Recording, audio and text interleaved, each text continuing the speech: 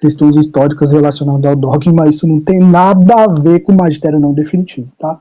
Questões relacionadas historicamente ao dogma é o que se chama de objeto secundário da infalibilidade. Se você conhecesse a discussão teológica em relação ao objeto secundário, você saberia que tanto objetos logicamente como historicamente ligados à revelação são debatíveis dentro do tema da infalibilidade e são objetos secundários que chamam de adesão firme e definitiva. Isso não tem nada a ver com, de novo, com a adesão do intelecto e da vontade em relação ao magistério não infalível.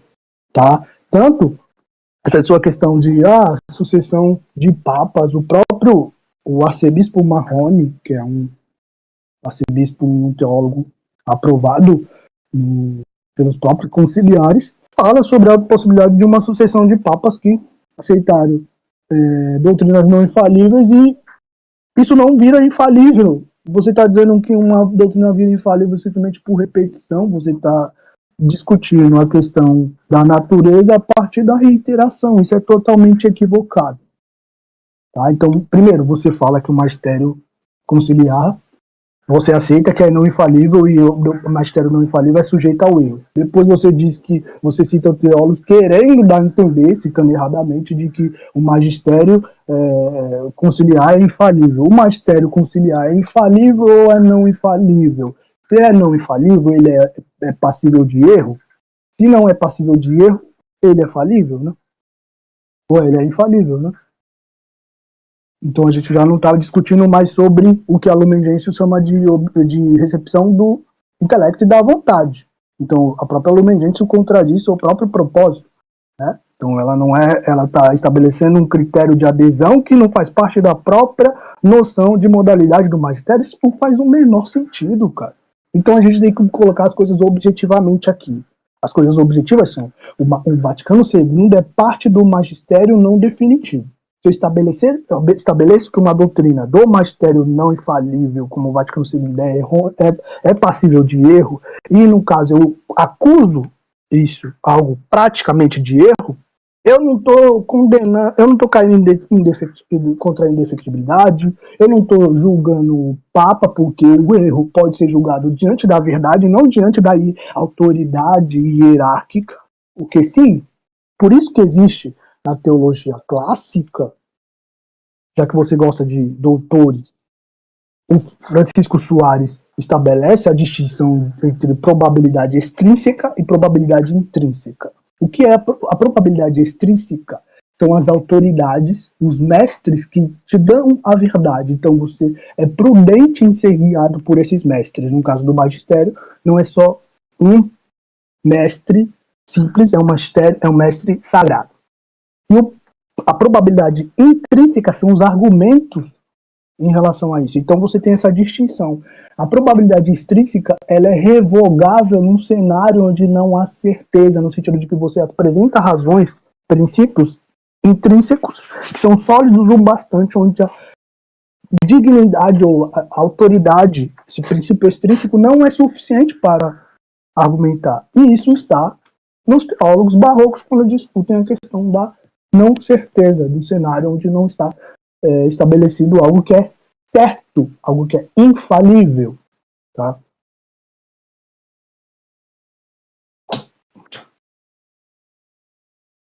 Pode seguir, tá? Então o senhor está defendendo que, no caso aí, o Concílio Vaticano II, o Conselho Geral, aprovado pelo Papa, o Papa aprovou heresias do Concílio. Não precisa ser heresias, próximo ao erro, pronto. É um erro também de nota teológica. Próximas do erro, no sentido de que afetam algum dogma da igreja? Depende do sentido de afeta. Por quê? O magistério não infalível é como o Padre Pinhar diz, ele é uma extensão do objeto infalível, porque existe o objeto primário, que é a fé revelada, e o objeto secundário, que são objetos históricos ou logicamente ligados à revelação. Pede adesão firme também. O magistério não definitivo não é um objeto distinto, ele opera dentro dessa lógica. Então não dá para o Papa revogar o dogma. Por princípio, ele pode agredir o Papa o dogma. revogou o dogma, ele pode agredir o dogma também, o Papa? pode agredir o dogma quando ele ensina coisas não infalíveis contra uma explicação até ordinária desse dogma.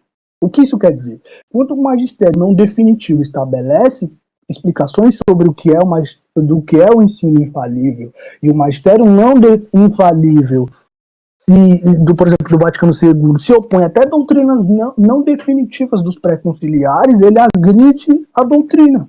E ele pode agredir a doutrina no sentido eclesiológico, não estou falando que ele pode moralmente. Tá? É óbvio que ele não pode moralmente.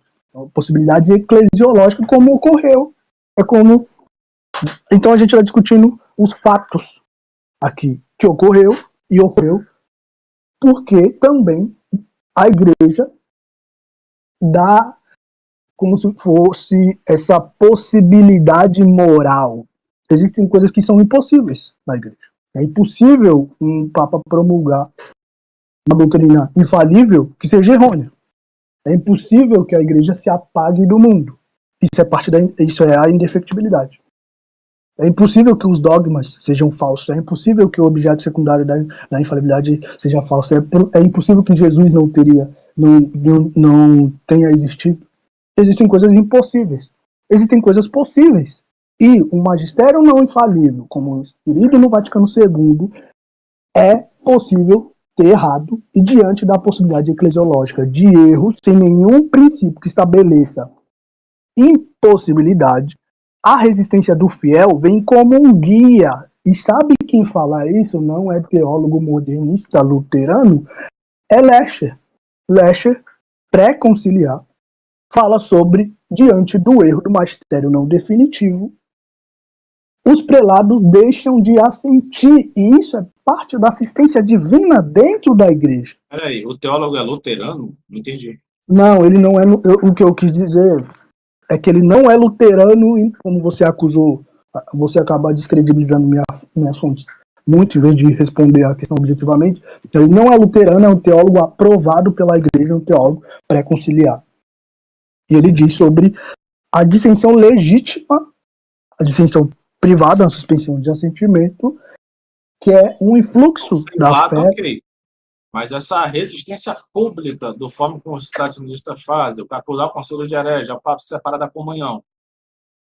Tá, mas privada, ok. Resolver tudo no privado, beleza. Não, caro, dissensão interna e dissensão privada são duas coisas distintas, tá? Se você está num contexto de dissensão privada, um contexto ordinário, onde a coisa que é agredida não é tão grave, inclusive, sabe por que os manualistas discutem isso? Porque eles estão em casos raros.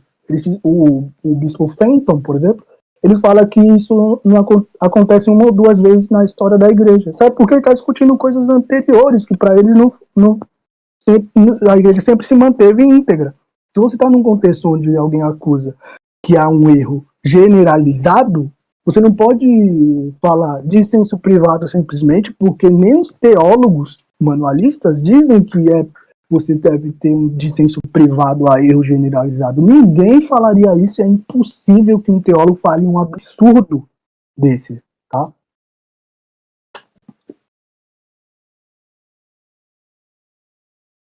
Peraí, os teólogos, nenhum teólogo diria que pode ter dissensão privada? Não. Mas ao mesmo tempo você cita dizendo que... Não disse isso, cara. Você tá falando. Não disse isso. Eu disse que o que os teólogos dizem sobre dissenso privado está num contexto onde eles estabelecem questões históricas da igreja, do magistério, onde não houve erros generalizados informados pelas próprias autoridades gerais, né? Então, o Fenton, o Sullivan discute, vai ter só 1 ou 2, 3 casos na história, e se há algum problema, a gente pode debater internamente. Ou seja, eles estão debatendo questões ordinárias, questões normativas, questões que não é uma questão de gravidade como é hoje.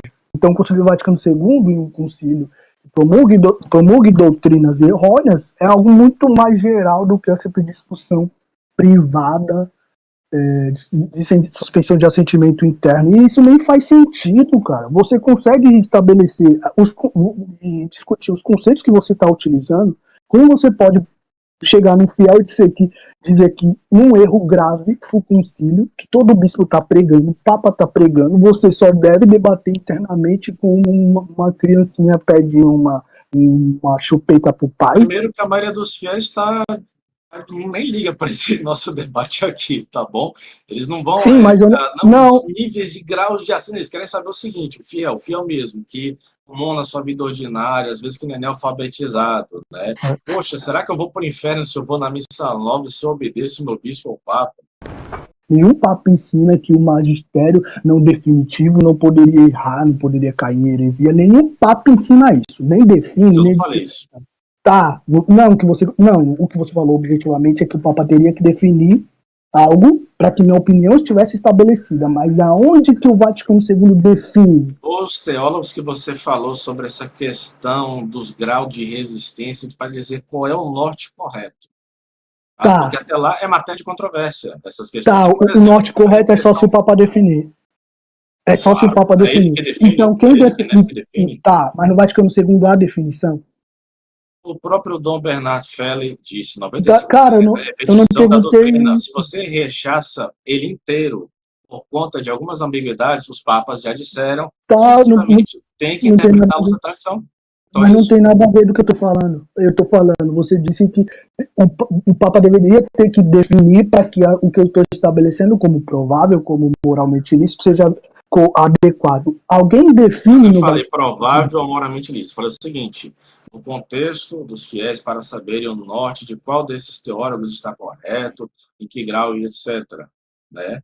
Essa doutrina que você está falando, que é bacana a discussão, entendeu? Legal. Mas como você mesmo falou, tá? É uma coisa que é discutida entre os manualistas. Não é nada definitivo. Então ninguém, por exemplo, está obrigado a concordar com esses manualistas. Mas os papas sucessivamente disseram: interprete-se o concílio à luz da tradição.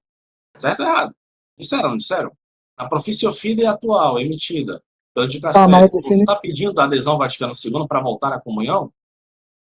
Então, mas é definitivo. O Vaticano é definição de papas. Você disse sobre definição. Você reduziu a questão à definição. Isso está totalmente errado. Primeiro que uma opinião verdadeira não precisa ser definitiva. E para você aceitar o Vaticano II, você tem que aceitar que para algo ser verdadeiro não precisa ser definitivo. E o Vaticano definiu para dizer que a opinião do teu teólogos é verdadeira. Cara, não faz nenhum sentido o que você está falando. Primeiro, que para ser verdade, novamente, o critério último do que deve ser assentido é a verdade. Existe na discussão teológica clássica, Aristóteles, no segundo analítico, diz sobre verdades prováveis dos mestres. Tanto Tomás debate a questão sobre verdades que não são definitivas dos mestres que devem ser guiados. Eu acabei de estabelecer para você, Francisco Soares, debatendo verdades prováveis. É verdade ou não que os papas dizem que deve se interpretar a luz da tradição? Cara, o que isso tem a ver? Tá. É um negócio muito bizarro. Você falou a verdade, eu quero saber o seguinte: tá, algo só pode ser para pedir isso. Tá, algo só pode ser verdadeiro se for definitivo, professor. Oi? Eu não falei que algo só pode ser verdadeiro se for definitivo. Não falei isso. Eu falei o seguinte: para alguém ter obrigação de aceitar alguma doutrina desses manualistas aí, né, só se fosse obrigado pela sua autoridade. Ninguém é obrigado. Agora você já mudou o disco. Primeiro, eu falei dos seus manualistas. Ah, mas sua explicação está em matéria de discussão isso daí. Agora, uma coisa que é verdade: os papas pediram sucessivamente se interprete o concílio à luz da tradição. A interpretação rupturista, que é a que você está defendendo, ela é errada. Os papas dizem, eles são a suprema autoridade, não é verdade? Amigo, a posição tradicionalista interpreta o Vaticano à luz da tradição e rejeita por isso, tá? E primeiro, a tua explicação está totalmente errada. Primeiro, há uma adesão a algo que é verdadeiro, não precisa vir da autoridade máxima da igreja, tipo um papa. A adesão a uma opinião teológica verdadeira, por exemplo, ela é provável por isso. Ela não é certa do ponto de vista infalível, mas ela é verdadeira. É essa discussão sobre probabilidade que eu estou colocando aqui, você não está entendendo e está fingindo, ou está fingindo, não sei, Não estou E não está fugindo sendo porque discutido. probabilidade não é certeza. Se a gente ficar de Ai, probabilidade sem cara, probabilidade, não chega a lugar algum. sim, mas não, chega sim, porque, cara, Chega. O a provável adesão ou do não Vaticano. provável, chega o quê? Tá, então vamos discutir isso daqui, bem objetivamente. A adesão de certeza ao magistério. Qual o grau de adesão de certeza ao magistério? É o objeto infalível, não é? É essa adesão firme e definitiva que os teólogos chamam de certeza infalível. A adesão ao Vaticano II não é de certeza infalível. Então, segundo seu critério, eu não preciso assentir. Eu Tudo preciso isso assentir o cai Vaticano. por terra quando se propõe na Profissio Fidei para se aceitar todos os documentos do magistério autêntico, tanto na Profissio Fidei do João Paulo II como na atual. Você não respondeu nada, cara. Isso é Não, muito não, eu estou bizarro. utilizando uma autoridade da igreja para isso. A gente combate com a Tá, autoridade. teólogo, você não sabia que teólogo aprovado é autoridade também?